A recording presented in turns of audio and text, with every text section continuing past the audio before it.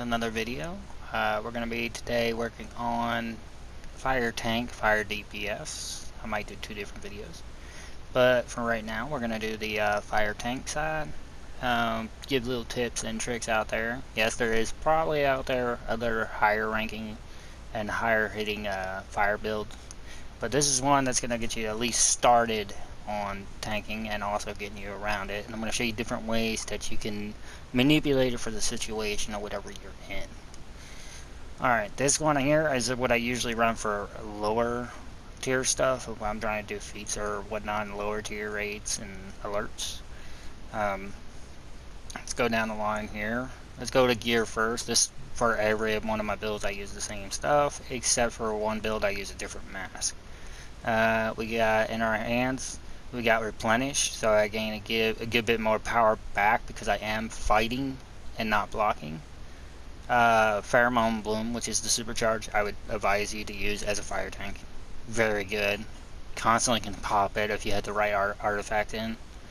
Then you'd have assault, fortified assault on your neck. Since you're not blocking, it increases your defense. Your back is accelerated burn determination, which you use on pretty much any tank build for fire. You would use that. I use hardy to increase my health. Fireball, that's when I go in there and I need the single taunt. What it'll do is give me a little bit of health while I'm using the single taunt. What the taunt does is it's not a pull, it's a taunt, so it will taunt the ad or boss to come after me instead of anybody else. Then I got my rings, of course. Down here in the pouch, I keep supply drop, trinket, and then I have this where it actually will freeze nearby enemies in the air, so like ads and whatnot. So if I'm surrounded by ads, to keep a little bit of damage off me, I'll pop this and it'll keep them up in the air for a little bit. And I also have an additional shield, so that way, you know, say my powers are on cooldown, I can pop this shield and it will keep me alive for a little bit longer until my other stuff gets off cooldown. There's two different masks. This is the one I use for this role, or for this build. And then down here I have the Starro mask, which I use for more of a dominance, you know, tank. More for pools and stuff like that. But this is the one I'm using on this one. For hands, I don't have a mod in, I just got the hands. But for the baseline hands, let's see if I can find my old tank hands somewhere around here. I guess I don't have them anymore. But with hands, you would want to use regenerative shielding, because you mainly are using shields as a way to keep yourself alive. And for feet, you could use deadly block or tumble master, depending on what you're going into. From what I can tell for elites, tumble master is more towards the better one to use. But for lower tier or regular runs, I would use deadly block. Because again, it increases your precision. You know, you would have a lot of things increasing your precision. So with your precision being increased, you get additional damage to equal to the 5% of your precision. This is already 8. I just haven't got the full amount of stuff that I need to take it to 8. But this is good for any role. My advice, definitely get it up there. It comes in handy. For tank roll, it absorbs up to 3, 5, and 8% of group health. So max group health. Then you got your artifacts, which there's multiple different ways you can combo these. This build, I use the pool. So I will use the one that hitting an enemy grants you and 7 others health equal to whatever the level is to your thing of your dominance, and under tank roll is more effective. Then you got your Eye of Gemini, which falls in line with your supercharge, which is up here, Pheromone Bloom, meaning you can pop it even more, and then when you do pop it, you can heal your team. And then you have the Miracle of Force one, which is going to grant you even more absorption damage, and then it'll reapply it over you for a few seconds as it goes along, and it also gives you a 10% cooldown on your shields, which again, you, like I said earlier, you know, you're gonna be running shields a lot because you'll have regenerative shielding in your hands, And then you have in your back, you have the accelerated burning determination, which is also going to give you a shield. So that's going to come in handy for that. Hold on, let me respond. Send me a tail. It's always good to respond to people that I know on my list. But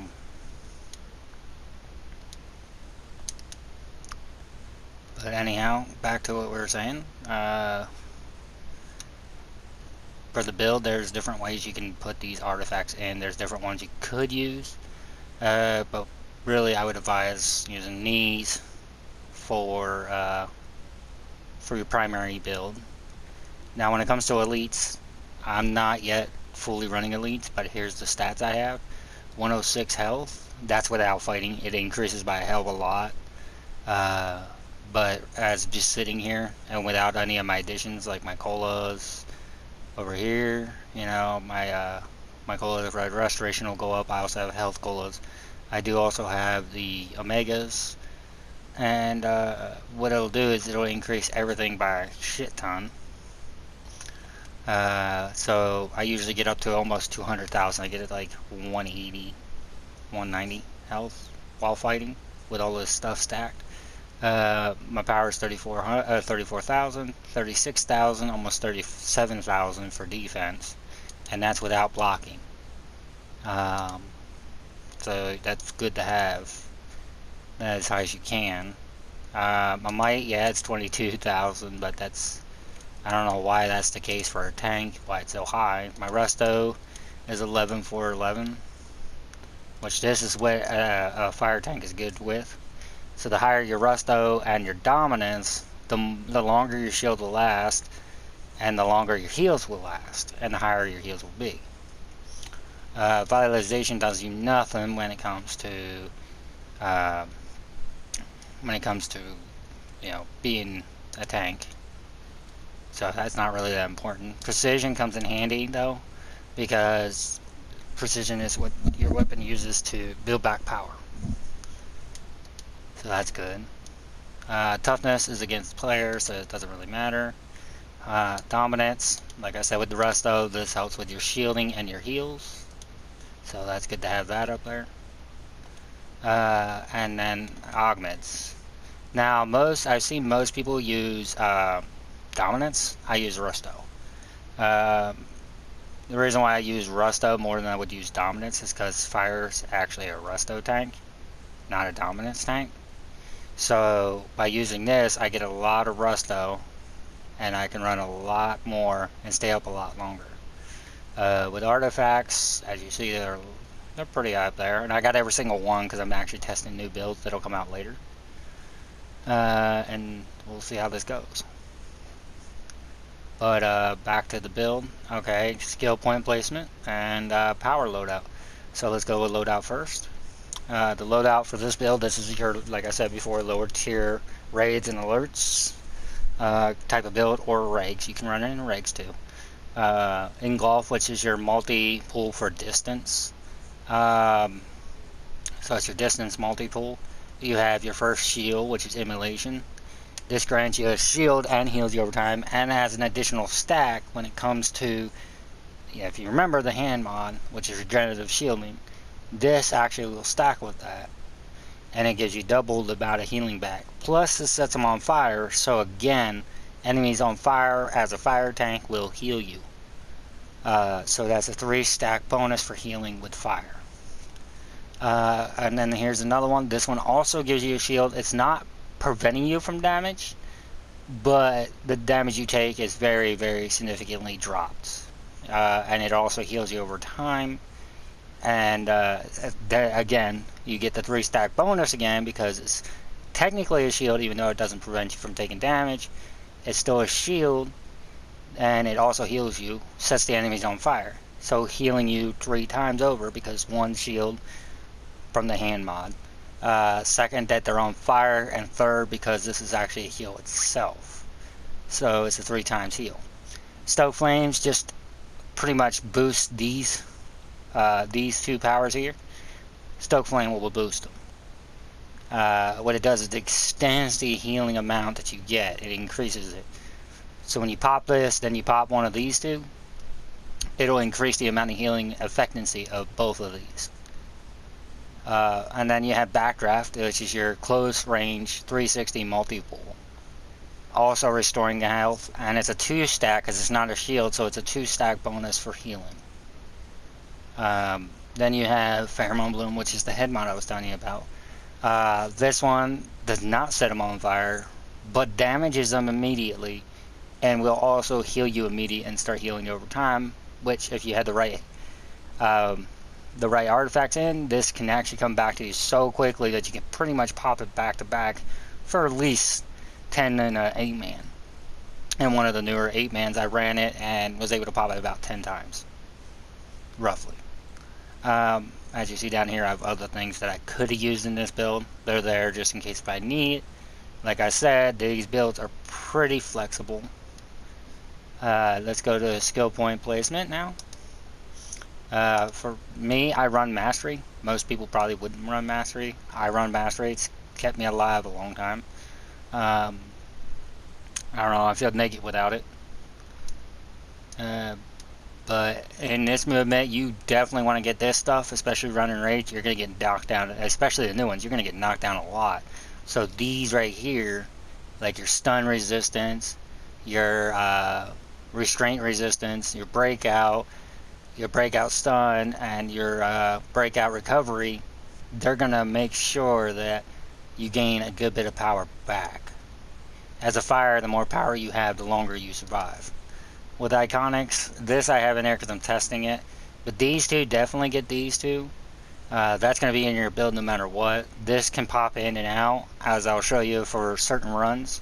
This is definitely going to come in handy. Again, it's a 3-stack bonus if you can set the ads on fire before you pop the shield. Then you'll be able to 3-stack that. But if not, it'll just be a 2-stack bonus. One for the shielding, and the second one is for you healing yourself, because the ad will be on fire. But for it to get the 3-stack bonus, it needs to be able to have the factor of you being able to set them on fire with it, which it does not have. So next is placement. I would go hybrid. You can go weapon expert or hybrid. I would go hybrid. Superpowered ain't going to do you no good. I go hybrid because mainly you're going to focus on weapon and damage anyhow, so you can go hybrid or, you know, regular weapon expert. But I wouldn't, weapon expert to me just doesn't seem to, be the good thing to use. Because again, it drops your power regeneration, which as a tank you want to have it as high as you possibly can. So you would go hybrid. So both your pulls and your weapon is going to bring in power for you. You don't need to go damage. And you don't need these because you're not a troll. So you would go in the middle, 20-40. If you really wanted to, you could just go 10 and 10 or 12 and 12. And then everything else goes into health except for 20 to 30 points can go into your dom. So yes, that's what you want to try to do.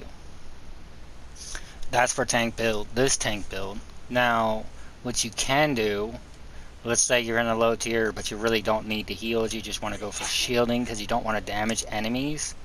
You can literally change out a few things so that you don't damage enemies, which comes in handy, especially when you're in this kind of situation. You could pop those two in place like I have them here. This one, yes, it'll put them on fire, but it's less damaging than using Immolation and Stoke Flames.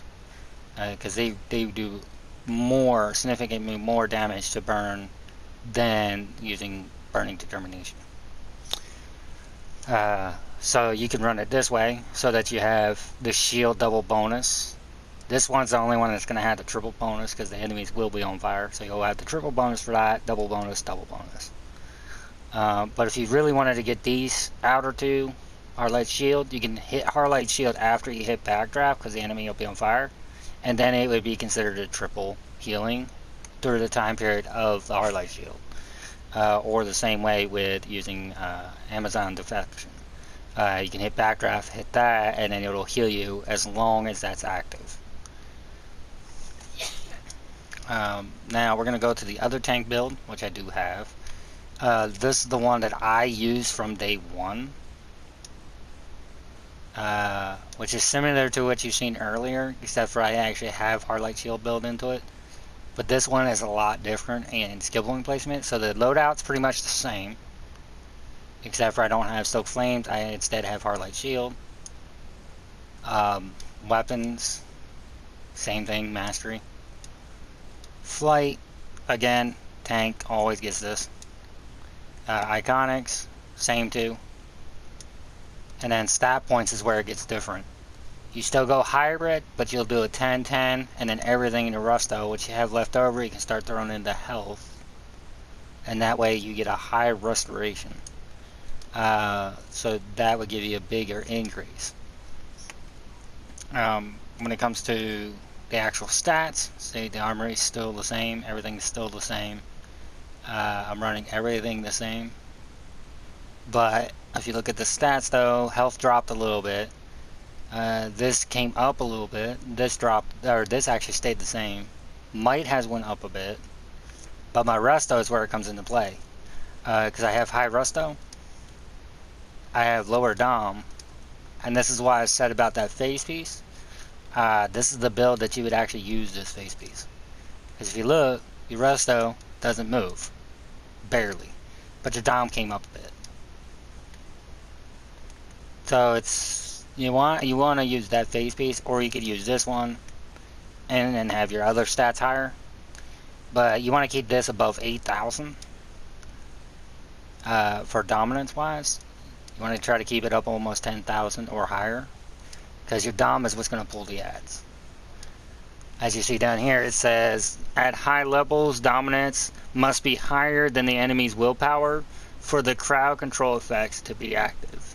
So, meaning if your dominance is not above what's suggested for the area by at least 1,000, maybe 2, you're not going to pull that boss or those ads. It's not going to happen. So having this higher than the location gets you to do that. Artifacts on this are the same, and augments are the same. See, there's the augments. And then, well, they're similar. This is what I was talking about earlier. As you've seen, I still have the same two down here. I had the Eye of Gemini and the Miracle of Force, but I have Scrap of Soul Cloak in this. For the reason, in fact, of I don't have my super. But I can literally pop that super back to back for the fact of how I have this set up. Mods are not any different. You know, with a supercharged build back. So the mods aren't any different. But what comes into play with this is the reason why I have them the way I have them is for the stack bonus for the supercharge. As you see here, we get the head mod for 2.5%. We get the Scrap of Soul Cloak at 20% on cooldown and 24% on regeneration. So we get another 24% on that 2.5%. So that's roughly about 6 point something percent additional to what we already have. So we're at 25, roughly 25 plus 2, which will be taking us to 26%, 26.5% of a supercharged regen. And then what comes into play is the Eye of Gemini, though. Eye of Gemini, what it does is it restores your power every second that it's active. So as a DPS, if you stand in it as a DPS, your power regens. But as a tank and a healer, if they stay within the bounds of it, it restores their health and their supercharge every second for 0, 2, or 2%. So basically 2% every second that you're standing in it that it's active. So that's another 2%. We were already at 26.4 or 26.5%. That's an additional 2%. Supercharge, so we're at 28.5% supercharge regeneration, which is pretty dang good. And then of course in this one, just like you would have the hand mod, your shields, which can be triple stack with healing, can also absorb damage of 50% along with the additional 5 or 8% or 3% from the cola, you get an additional 50% through just having the cola on, the additional 50% of your absorption damage. So that comes in play. And then you can pretty much run whatever you want over here. I kind of have it set up for battle tanking because I use this for, you know, running with friends or whatnot. We're running low tier stuff or high tier stuff, and usually people don't have orbital that's up there in ranking or backup that's ranked up there or supply drop, so I kind of have to rely on myself to have a supply drop. That gives me an additional damage output for the team to take something down faster, and same with that. I also have my trinket that's going to give me an increase of 13,000 health, which if you think about it, 13,000 health, I'm at 93. If I pop this, I'm at 115. Now if I take this, drop that on there, and see where we're at now, because it's an additional, oh wow, 119, and then it just dropped me back down once that resets, because I have 30 minutes for that, yeah, I think it's 30 minutes for this right here, the reset. So we're going to actually switch that back out, grab that, put it back in there, put this back up here where it belongs. So I get an additional 13,000 added to what I already have. So we're at 96 with that Omega. Once this thing decides to eventually make its way back around, we would be able to test that theory out too. But as you've seen, it was like roughly 119k with that on there. It was 115, and then it went to 119 and then back down. With the additional help from that 13,000, which should shoot it even higher than 119k. So that's good on its factor.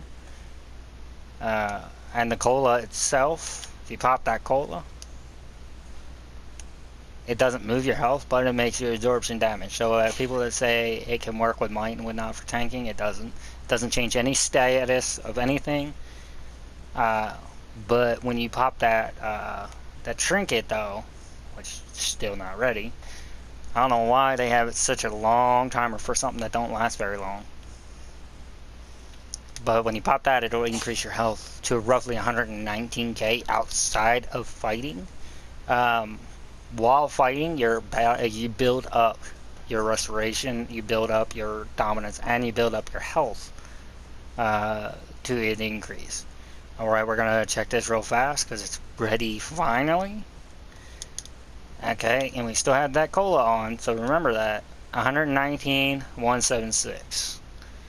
So it increased it to 119k, and that's without having any stats really shoved into health, other than 4 skill point. 4 skill point, my next one would be 5 skill point, so it wouldn't even give me any real health. So that's how you build these. Now, when it comes down to it, the loadout's the same. We went over the skill points. We went over how you would do it and what you would hit, what everything did. So we're now going to be switching over to the DPS side of things, and I'll be either making a second video on that or making it into this one. But I'm thinking I'm just going to make a second video and catch you guys in that one. So you all have a wonderful day, and I'll see you in the next video. If you have any comments, or if you want to just yell at me for, you know, my narration, which I'm not very good at, go for it. Like, comment, and subscribe. Have a wonderful day. Yeah, I'm about to call me an Uber. You can't call an Uber. They banned the Uber. I don't know if they're running or not. No, you can't. You can't call the Uber. They might still be banned.